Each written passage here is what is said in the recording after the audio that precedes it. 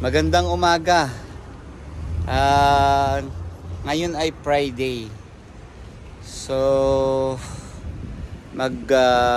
breakfast tayo dito sa Fuddruckers.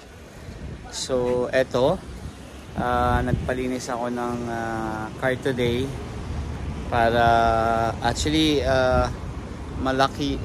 maraming event today na pwedeng gawin, but I will see. It's ready? Ready. Good cleaning, huh? Okay. Yeah, thank you, huh? Okay, bye. I pay you already, huh? Okay.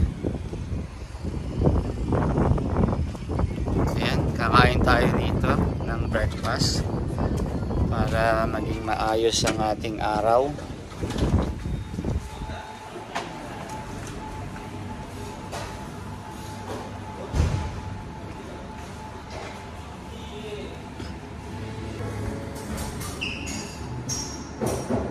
Ang in-order ko ngayon ay same pa rin. My favorite breakfast here in Fuddruckers. Yung Western Omelette. So, samahan niyo ako po sa aking breakfast. So, unlimited coffee with milk.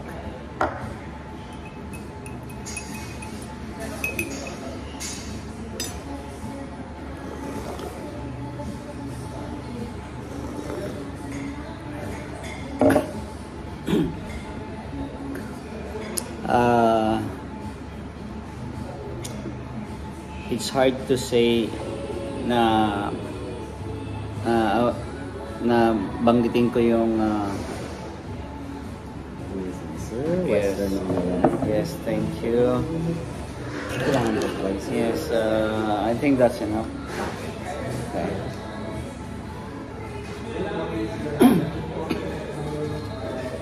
And guys, Western Omelette.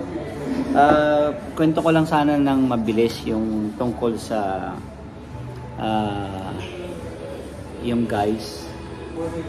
Actually may nag-comment doon sa one of my video na bakit ko raw laging binabanggit yung guys. Actually parang nakasanayan ko na rin kasi nung nag-umpisa akong mag-vlog, pinag-isipan ko mabuti kung ano ang aking alam mo na parang originality tag or something. So hanggang sa wala akong maisip, then I use guys. So I think even me, I am sometimes napapansin ko na masyadong napaparami yung pangbanggit ko ng guys. Pero lilimitahan ko na at sisikapin ko na tanggalin yun sa vlog ko kasi alam ko na even me sometimes I'm something different, no? Something is like awkward sometimes. So but still you guys are watching my video. Maraming salamat. So samahan nyo ako sa araw na ito from this morning start up to finish my vlog up to the afternoon activities today. So just watch me.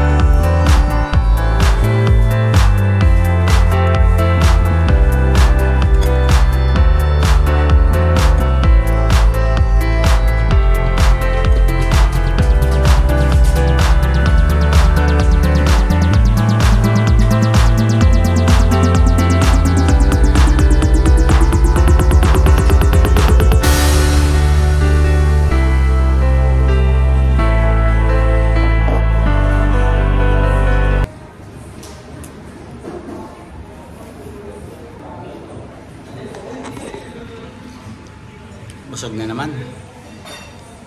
So, kagandahan nito kasi pagka nagkaroon ka ng breakfast in the morning, so in the whole day, medyo malakas yung resistensya mo. Ayan. So, bayad na ako para makapag-prepare naman for the next activities. So, see you later.